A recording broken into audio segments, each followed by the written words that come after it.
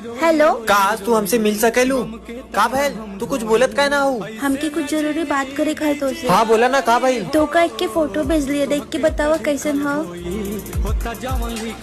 ये लड़का कौन है और ये फोटो हमके काहे भेजे तू? हमार पापा हमरे खातिर पसंद कैले हो। और हमार का? हम तो से पहले कहले रहनी ना, हम दोनों के साथ में कोनो फीचर ना हो। फिर तू इन जिद करत रहला ना। एक बार मनावे की कोशिश करा ना, कहा पता तुम्हारे घर वाले मान जाए। और वैसे भी तो आज तो सारी जीत पूरी करे ना। हम घर में सबसे छोटी है, यही माने हमारा सब शौक पूरा करेला।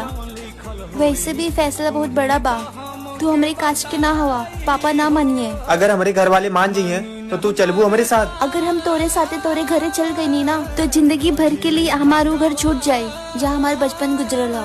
हम तो के तो भुला ना पाई, लेकिन हमारे जिंदगी का पहली और आखिरी मोहब्बत हो तू। नहीं ताले ला जा